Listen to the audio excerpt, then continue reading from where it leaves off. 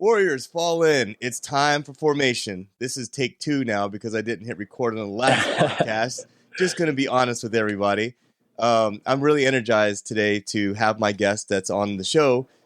His name is JP, and he started Military BJJ Gees, probably from the same passion that I came from when it came to the competitiveness behind Brazilian Jiu-Jitsu.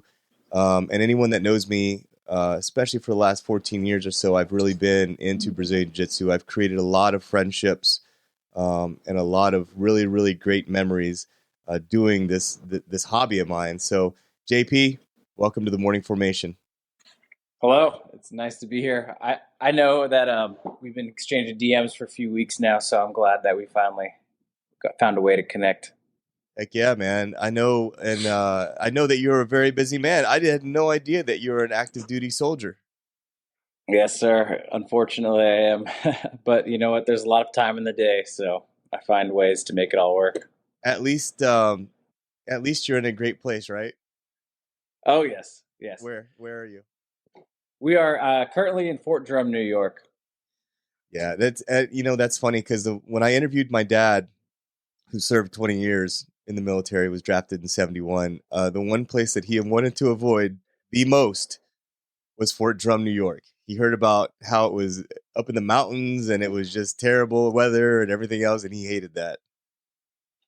Yeah. So I remember when I was a lieutenant, I said I will never go to Fort Drum, New York. And then I met a few coworkers of mine that were stationed there. And when they told stories, I was like, wait, that sounds kind of cool. Like, just all how they're also on the St. Lawrence River and whatnot by Canada. And I was like, that sounds kind of cool. I'm going to look into Fort Drum. And to make a long story short, I got a job offer from them. I called my now wife and I said, hey, would you want to go to Fort Drum, New York for a few years? And she said, yeah, if that's what you want to do. She's really awesome. And so we got stationed here about a year ago. So we have 2 more to go. And I like it so far. It's really close to Canada, really close to, New York City. Well, not too close, but close to Syracuse. There's some mountains near us about a few hours away. So I like it so far. I'm a big snowboarder. I'm trying to get her into it. So now, have you experienced any winters there yet? Yes. The last winter was actually a pretty mild winter, from what all the locals have told us, but it was pretty intense still. We had a few days that were pretty high of snow and lake effect, but it's not too bad. It's definitely bearable. So you just recently got married, right? Yes, sir. 2224 actually, and then we're doing the ceremony in 52525. Congrats on that, brother. Thank you. Yeah, that's awesome. It's very. Is she getting acclimated to the military lifestyle yet? Oh yeah, yes, she is. I know it's not her favorite thing. For instance, I know Fort Drum isn't her favorite place ever, and I think part of the reason is because she works in banking, so she sees the worst of people. But yeah, she's getting used to it. I think she likes it. So, if I were to ask you today, are you planning on staying in after your 4-year commitment, or you think you're going to transition out to the civilian world? You know what? If you asked me a few weeks ago, I would probably have a different answer for you. But right now, I'm going to make it till 10. I'm 6 years in now. I'll make it to I'll do another 4 years, and then I'll see what's going on after that. Just because, to make a long story short, I don't want to, dedicate my entire existence to the military when you're a major to make lieutenant colonel. I just heard some really big horror stories.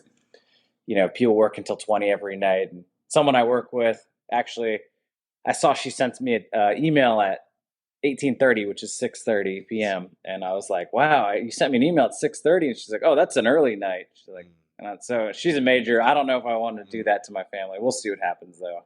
It's hard to plan. Everyone I know that's in the military, they change their career paths every month. So, well, I'm here to tell you, man, the one thing you can't buy back ever is time. It's always family first. But what is your background? So you said that you joined ROTC. Which college were you out of? So I went to University of Alabama, and when I was in high school, um, my parents were saying, "Hey, college is really expensive. I don't know if we're going to be able to pay for a 4-year out-of-state tuition." And I remember being so mad about it. So I looked into joining the Army or joining ROTC because that's always been a goal of mine, is to join the military. And I knew that I wanted to join the military eventually. I just knew that I wanted to go to college first and get a degree. And so I looked into ROTC and I applied for the scholarship because I had a somewhat decent background with my grades and some of the things I've done, like Eagle Scout and wrestling. And I ended up winning the scholarship, but they gave me a 3-year instead of a 4-year. So I think the entire purpose of it was to basically test your mettle the first year, see how you are. And yeah, and I had friends that went to University of Alabama and were heavily recruiting me, so it all worked out well. Yeah, man. I remember when I was a gold bar recruiter for my university, that was a thing. We had several 4-year scholarship cadets that kind of washed out after that first year. So then they switched it to the 3 years, kind of a prove it year, your freshman year, to show up to PT in the morning, make sure this is something you really want to do.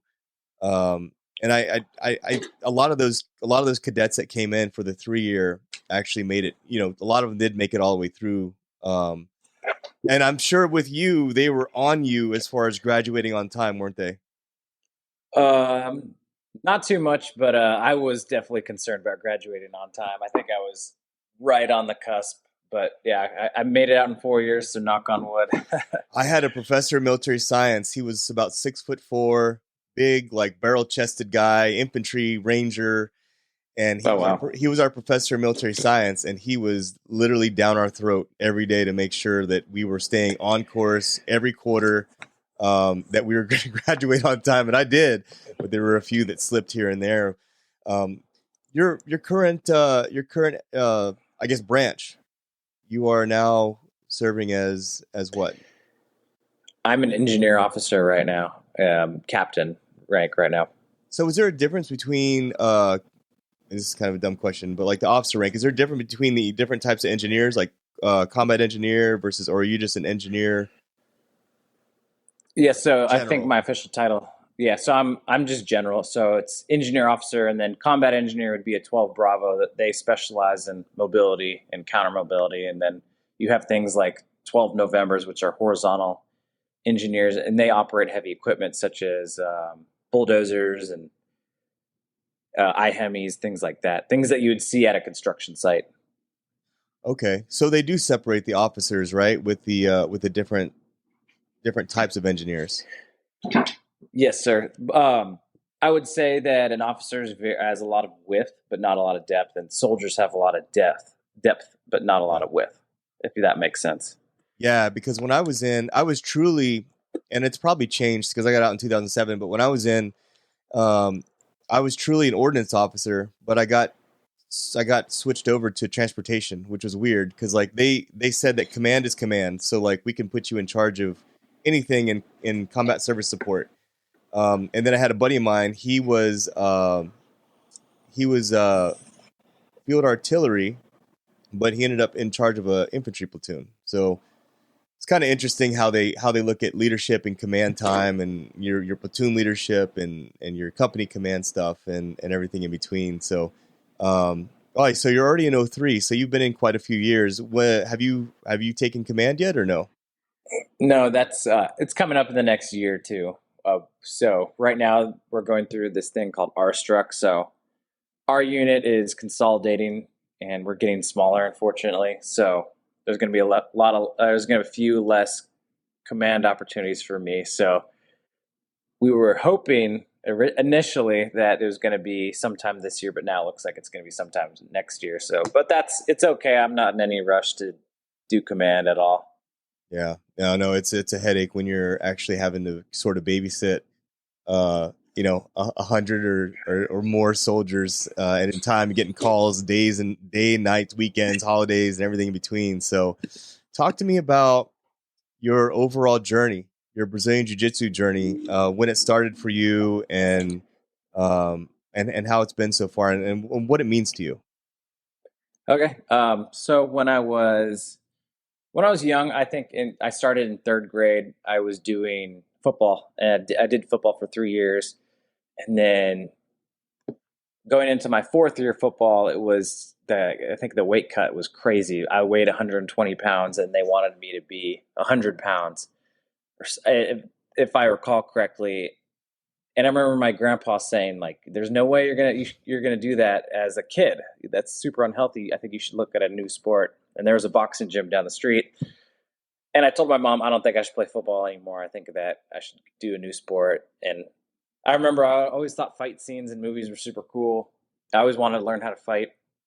So in sixth grade, I joined a boxing gym, and then I I heard there was a class going on called jiu-jitsu or something like that, and the kid told me they taught him how to, do a simple roll, and he's like, "Yeah, I learned how to do a backflip." And looking back, it's so funny, and I thought that sounded cool, so I went, and then I learned that you couldn't even strike, and I was like, "What the hell is this?" But for whatever reason, I stuck with it. I did that on and off until high school, and then I joined the wrestling team in high school, so I left jiu-jitsu and all my other combat sports behind, but it never left me. I always, whenever I kept watching UFC. I'd stay up to date with, the jiu-jitsu community. I remember watching the John Danaher podcast with Joe Rogan and in college still. And I remember saying, when I get out of college, I'm going to pursue jiu-jitsu full time, and I'm going to become a black belt one day, because I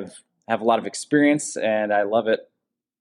And once I started making my own money, I started jiu-jitsu when I got home, and I graduated. And then when I went into my active duty time, I continued with it. There was a gym just off base. I think most bases have a gym nearby.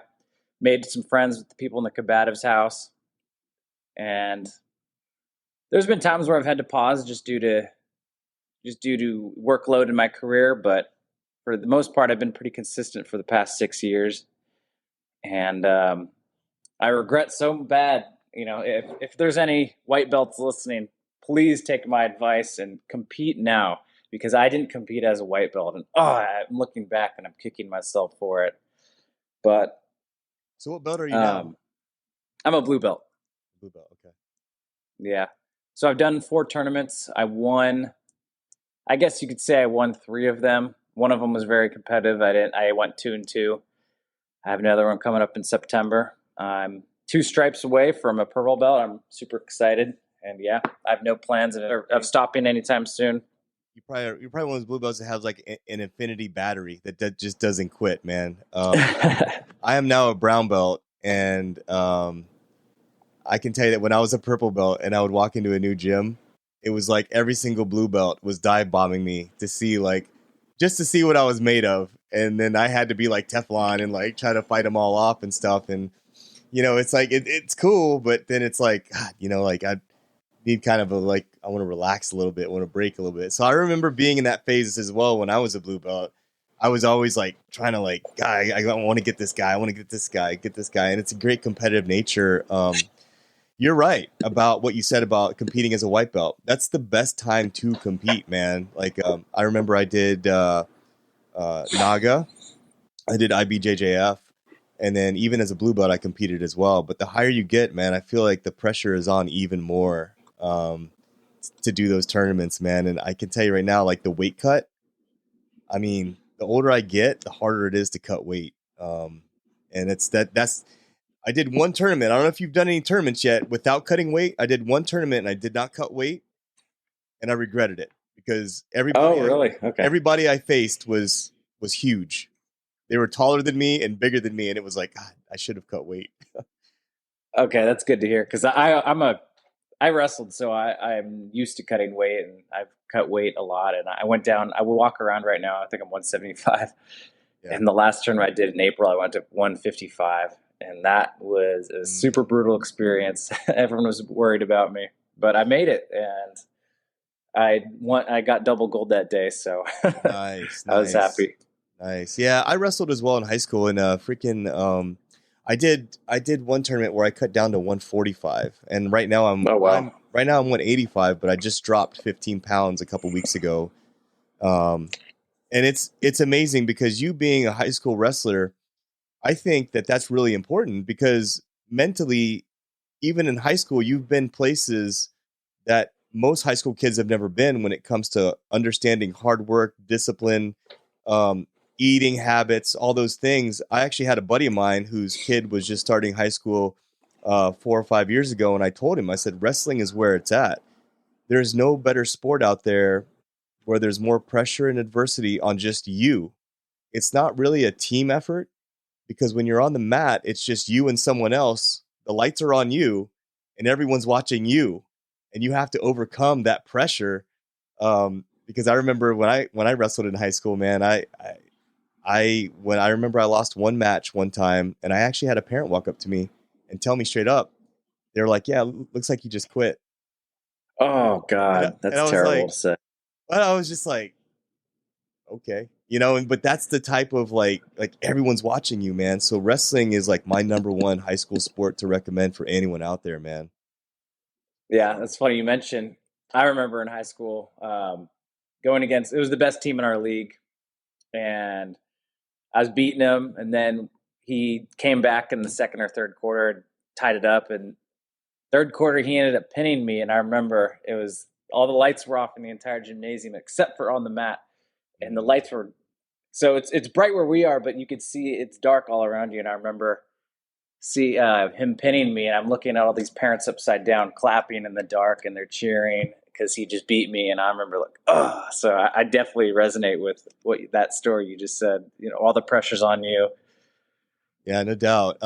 With you being in the military, you're probably gonna, if you stay in the military, you're gonna have to move around and go to different gyms. And do you ever have any reservations about that? About walking into a new gym, especially once you get that purple belt, man, and you walk into a gym. The story I just told you right now, you're gonna get dive bombed by every white belt and blue belt in there just to test your metal, man. Yeah, that's you're bringing back another memory now. So yes, uh, every time you walk into a new gym, it's new faces and people that they now see you. They see you as a piece of meat, basically. But like they're hungry lions, and you're a piece of meat. But I remember the last gym I was actually at. The team captain, he was a blue belt, and I was a blue belt, and he definitely saw me as a threat. And I remember he was talking a lot of smack during warm ups, and the coach had everyone get around us, and we went at it. So yeah, that's another story. But yep, I've made a lot of connections. I think I've been at like 6 gyms now. It's hard to maintain, build relationships with the coach because sometimes you get new coaches so often. But it is what it is. You gotta make the most out of your time at your duty station. Yeah. And that's the thing I love about jiu-jitsu so much is I've actually created some really great lifetime friendships with people that have led me to other things, other opportunities out there. And that's the hardest part is you train with these guys, you bruise with these guys, you bleed with these guys and gals. And it's kind of hard to say goodbye to them. And over the years, Yeah. I've moved around so much, man. But I have families all over the U.S. My training family. Yeah. I mean, if I was going to talk to anybody, if a kid came up to me today and said, "Hey, I want to join the military. What should I know before I go in?" One of the first things I would say is, you build these relationships with people that would probably last forever if you guys lived in the same area. And then a few months later, that person might be in Europe. Like I have a friend right now. I'm going to invite him to the wedding. I invited him to my bachelor party. He's a good friend of mine, but he lives in Europe. So it's hard to, maintain friendships that far. And one of my other friends, he lives here. He's my neighbor actually, but he's moving in October back home to Denver. And that's another friendship that would probably last, my whole life had we been in the same place. Of course, I'm going to try my absolute best to maintain relationships with these people, but it's always difficult long distance. Yeah. But you know what? You've always got a place that'll welcome you no matter where you're at. Like I know when I started in Chicago, Cincinnati, New Jersey. Whenever I go back to those states, I always stop by and see those folks and maybe get a couple of rolls in, and just see how much we've progressed or how much we haven't progressed. And it's a great time, man. So I understand your overall passion with Brazilian Jiu-Jitsu, but talk to me, like, what led you to start Military BJJ Gees? Okay, yeah, I love this story. So unfortunately, when I was a cadet, we had a suicide in one of our classrooms, and the person who died by suicide actually sat next to me in class, and he was a 13 Bravo. For those of you who don't know, that's an artilleryman. So that was a bummer, definitely. And then when I was then I commissioned, started my time in active duty. And then when I was PCSing from Fort Leonard Wood to JBLM, Washington, I was stopping in Denver for the night with my mom, and unfortunately, I woke up to a Facebook notification that a service member that I went to cadet camp with, unfortunately, died by suicide while he was deployed. And that one definitely stung because it was someone who went to a college in my hometown, and it was someone who is a super nice guy, And if you look at old photos of us, he looks like the class clown in the photos. So that was a bummer. And then unfortunately there's a third one. So when I was in processing JBLM, I was with this guy who was wearing the same unit patch as me, and we started talking, and I was like, hey, you're going to, my unit. Like, what company are you going to? And he was going to the same company I was. And I was like, oh, that's awesome. Like, what are you going to do? He's like, I'm going to be a platoon sergeant. I was like, no way. I'm going to be a platoon leader. Maybe we're going to be together. And he's like, yeah, I guess we'll see what happens. And we ended up not being together, actually, but he was the platoon sergeant of my sister platoon. So we worked together quite a bit in the first 4 months. And then, unfortunately, on Veterans Day of 2021, we came to morning formation, and we got news that he unfortunately died by suicide. And, every time there's a suicide in the military, they take it very serious. But another thing you see are everyone likes to do the push-up challenge, the 22 push-ups for 22 days, and they record it on Facebook and they upload it. And I think that's great because it does raise a lot of awareness for military suicide. But I remember saying to my mom when this was happening, I said, I wish that we did more for military suicide than just doing push-ups on Facebook. And she's like, well, it raises awareness. And I was like, yeah, I know, but still, I wish there was more. And going to my gym in Washington, great gym. If you are stationed at JBL in Washington, definitely check out Alliance Academy. Everyone likes to wear the tactical jiu-jitsu, so I think Origin, DD214 is another great company. And I thought, I think I could probably make these on my own. And I talked to a few different people. I talked to my mom about it again, and she said, well, you could go on Alibaba and you can, talk to a textile manufacturer and they could probably make it for you. And I was like, oh, you think? She's like, yeah. And then, so I went on Alibaba, did a little bit of research, and ironically, this is a funny story. So I was just scrolling through Alibaba, and I did this thing. I said, request a quote. And someone DM'd me on Instagram the next day, and I was like, how did you find me? And they're like, yeah, we saw that you requested a quote on Alibaba, so we searched your name, and I think we could work with you. Like, we can offer you a sample. We could offer you this, that, and the other. And I was like, okay, we'll see what happens. And then, so I started talking to a few people, and I said, do you think that if I had a jiu-jitsu company and I made military-style jiu-jitsu gis and rash guards, do you think that it would be profitable? You think it would be a good idea? And I think I talked to probably 5 different people about it, and they all said, yeah, that's a great idea. And even if you do it, I'll buy one from you. And I said, okay, perfect. That sounds great. And so I was like, okay, I'm going to try this out. I'm just going to order 5 or 10 gis, and I'm going to see how this works. And I had all the ideas set in my mind, and I've made a lot of good friends over the years with post office workers and tailors, because sometimes I see them on a weekly basis. But so I received my first shipment of jiu-jitsu gis. I think I received 5 at that point. And I took a photo of it and I put it on Facebook, and I made an announcement that I was starting a jiu-jitsu company. And I was going to donate the proceeds to veteran suicide.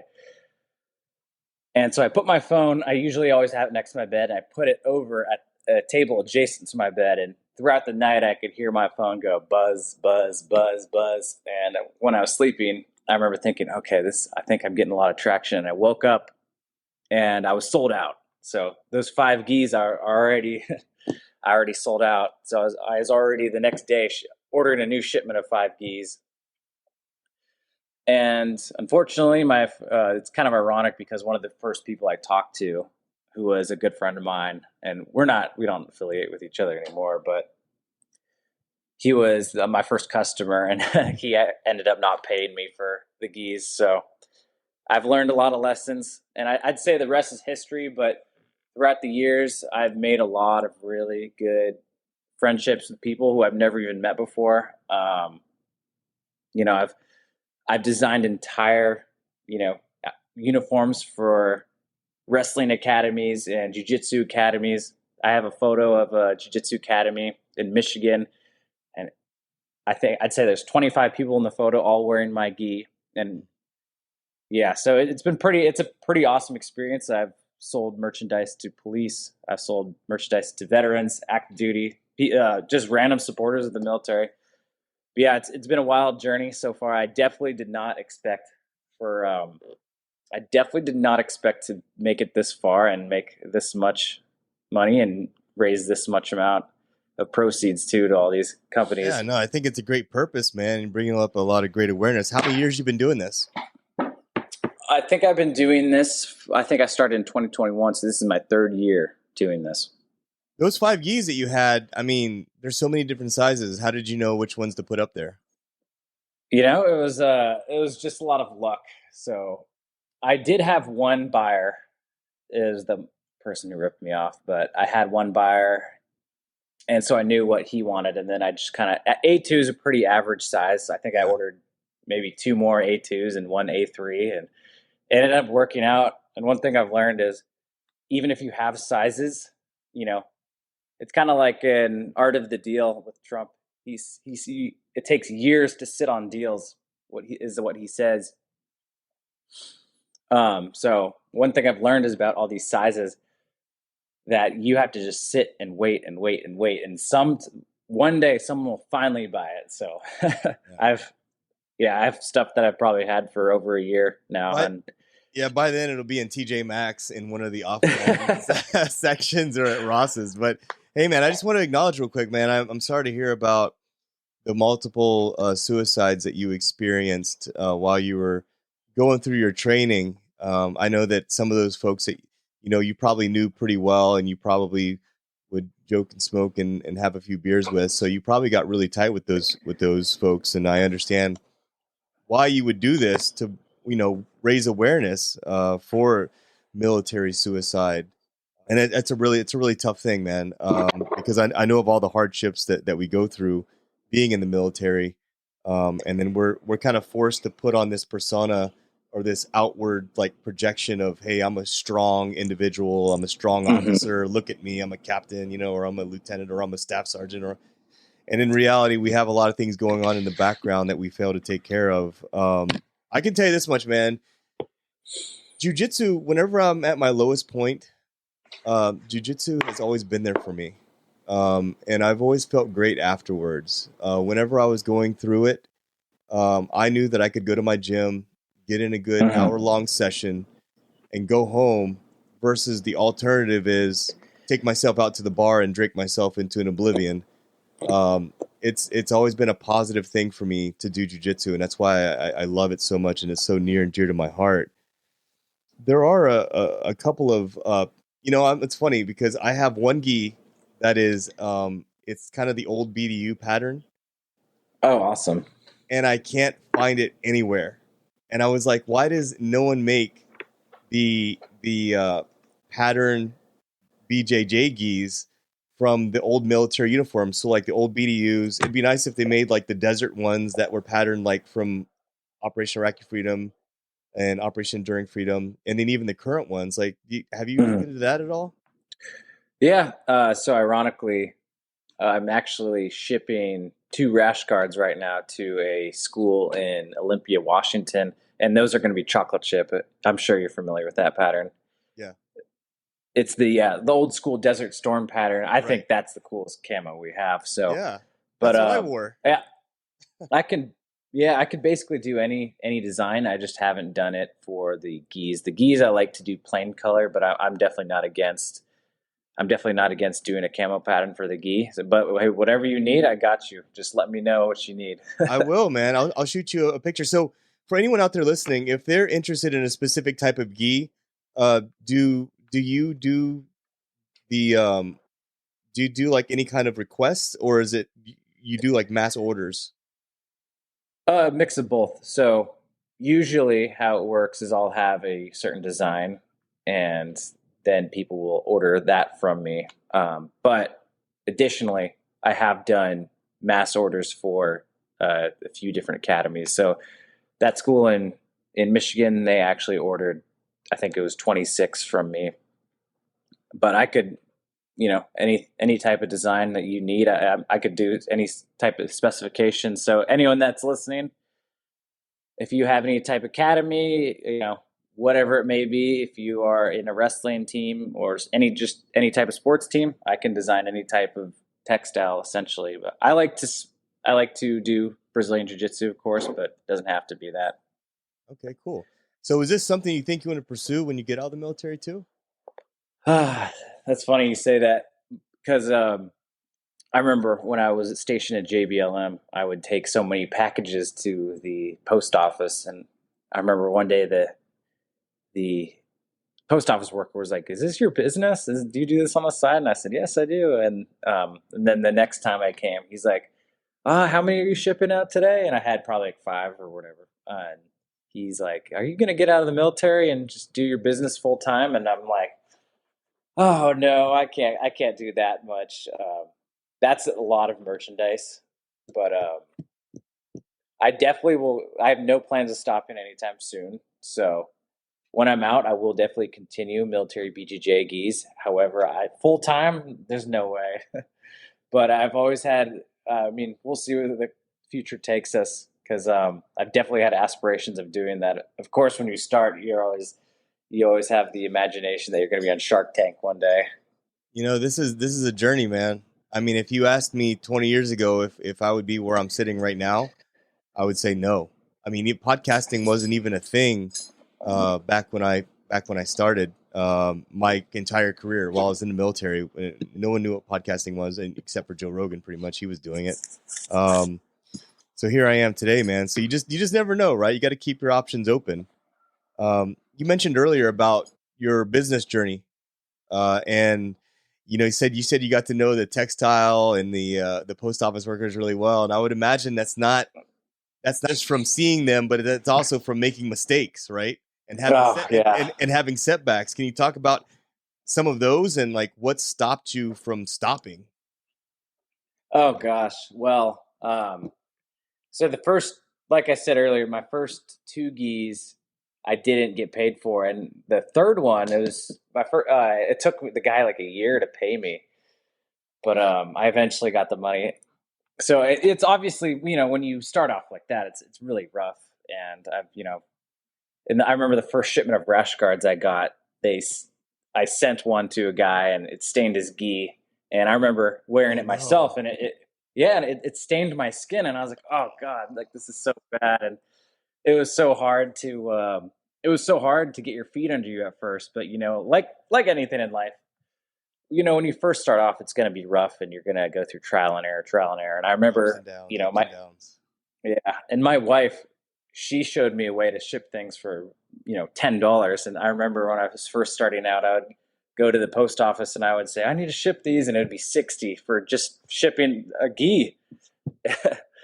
But yeah, but it's a lot of trial and error, trial and error. And just last week, actually, I think this was maybe last week or the week before, I was talking to one of the manufacturers, and we had a giant miscommunication. And I showed him a design, and I said I wanted it to be something like this, and he thought that that was the final design.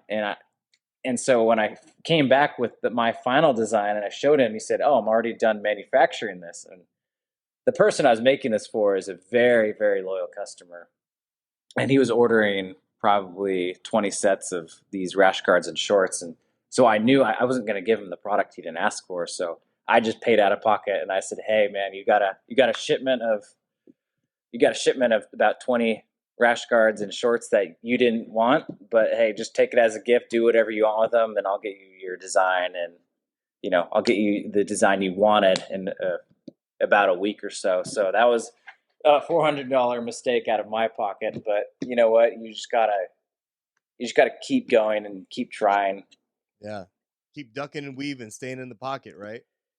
Yeah, I mean, like I was talking about earlier, when you have these big deals that go through and you're working with people and you're designing, dozens of sets of merchandise, like rash guard and short combos, you just have to remember that if you send them an incomplete product, they're not going to come back. They're going to say that guy sucks. He sent us the wrong design. So it's better to just take the hit, and then send them what they want, and they'll come back. And that $400 mistake you made is going to be, you're going to pay that off because of your loyalty to them. Yeah. Yeah, man, it's definitely trial and error and frustrating and everything in between. But you know what? That's what separates the men from the boys in this kind of business, man. So you've been going on strong for 3 years now, right? Yes, sir. So the goal is to build this up to a black belt level business, as well as receiving your black belt as well. And God bless your journey, dude. You're a blue belt now, but hopefully the next time we talk, you're a purple, and then you'll be moving right up the ranks, man. And one of the biggest challenges for me has been just the injuries, life, moving, everything in between. And once you have kids and everything else, man, your family will start to hate jiu-jitsu because it takes so much time. So get in as many roles as you can now. That's my advice to you. Yeah, I've made a deal with my wife. I said, when we have kids, I'm gonna do 2 days a week, and the other 2 days I'll do at home. You can compromise, man. Once they get old enough to walk and they get to around 4 years old, you can start taking them to jiu-jitsu as well. I just took my 4-year-old to jiu-jitsu the other day. And then I've got a 9-year-old that's been doing it for a couple months now. Oh, that's awesome. I'm actually, I think I might go in tonight to do a kids coaching. And I've done, in my last gym, I was one of the kids coaches, and it's super funny to coach the kids because, some need help on every single move, and some, have no idea what's going on. And yeah. And I remember being that kid. I remember I would ask for help all the time as a kid too, because I was terrible. Yeah, you're lucky, man. You started. You said at 6 years old. You're lucky you started that young, and your parents got you into it. Back in the day, my dad was like, "No, you don't need to know." Well, it was back in the '80s when I grew up, so we still believed that WWF was a real thing, and we now know that it's not real. So, but at any rate, man, before we jump off here, before we finish up the podcast, I got a couple of final questions for you. So, are you a light weave or are you a heavy weave? BJJ guy? I would say heavy weave. That's what we do that's what we do for all of the gis that I order. Why is that? Just, it's better quality in my opinion, and it's a lot easier to put the designs and whatnot on there. And you can always hide things with sublimation too. But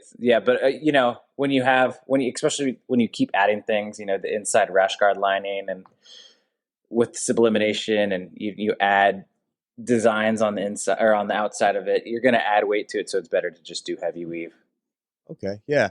From a consumer side of it, being the user that I am, I see value to both. Like sometimes when I travel, I like the lighter ones because they can roll up in my luggage easier, but then the heavy ones are kind of harder to grab, for someone else. So I like not giving people an advantage. But there's pros and cons to all of it. But I definitely want to have a conversation with you because I am interested in some patterns. I love wearing anything that's military related especially when I'm rolling on the mats and doing jiu-jitsu. Before we round things off here, man, is there anything else that you'd like to mention that I didn't talk about during this podcast? Yeah. One thing I would say to anyone listening, if you have an idea, whatever it is, it's whether it's a business idea or, just a new hobby, something you've always wanted to try and you haven't, I just give it a shot. And the worst thing that happens is you fail. My wife, for instance, she bought all this material to make bracelets and whatnot. And she hasn't done it yet. And I keep saying like, hey, just try it out, because she wants to sell them eventually. And I'm like, hey, remember Military BJJ Gees? Like, I didn't think I'd make it this far, just try it out. And so whatever, I say this to people in the military too, is like the worst thing that happens is if you fail this course, that's the worst that's going to happen is you fail. And then you embarrass yourself and you have a mistake. It's better than having a regret. I definitely agree with that, man. When I started this whole podcast thing, I realized really quickly that Amazon doesn't sell motivation. I can buy all the mics, all the cameras I want, the mixers, everything, the whole 9 yards. But at the end of the day, it's up to me to make sure that I make it happen. And JP, this has been, I think you've really, man, I mean, I've done a lot of different types of interviews over the years, and I've interviewed MMA people who are military. I think this is the first time I've interviewed anyone that does an apparel for jiu-jitsu and is also military. And I think that I've enjoyed this conversation more than I have any conversation in a really, really, really long time. So I appreciate you giving me your time and by the way, let's not mention today is the Army's birthday, and that's why you're hooky. Yes, sir. You're not working today. So happy birthday, Army. Thank you very much. So for those of you listening, we have a $1,000 goal this year to raise for veteran suicide charities such as Mission 22 and Stop Soldier Suicide. We're at $338 this year, and by December 31st, I'd love for that to have at least 4 digits in there. So let's all get there together. Yeah, man, it's a great goal. It's a great cause. It's a great purpose, and it's a great reason, man. I loved hearing your story about why you're doing what you're doing, and I just really appreciate giving your time. Now, I'm going to make sure that in the show notes that I put the links to your Instagram, and if you're located on any other social medias out there, my most hated one is probably Facebook, but I am on Facebook too. But I will put that on there as well. So just let me know. And I can put all that in the show notes. And for the folks listening out there, make sure you connect with JP. He's currently an active duty soldier stationed up in the middle of nowhere desert up in state New York mountain division. And support him in his cause, because at the end of the day, soldier suicide is a big deal. It's more than just push-ups. Let's do a little bit something more to really make a difference and make it more meaningful than what we have in the past. And I know that suicide has touched you directly, and it's touched a lot of us, especially those of us in the military, with all the hardships that we go through. So let's help him out with his goal. JP, you got anything else for the audience? No, just check me out and feel free. Any questions you have, I respond very quickly. So if you have any questions at all, feel free to reach out. Thank you very much for your time today. All right, folks, and make sure you connect with JP. As for the Morning Formation podcast, as always, I want you to stay tuned, stay focused, and stay motivated. Warriors, all out.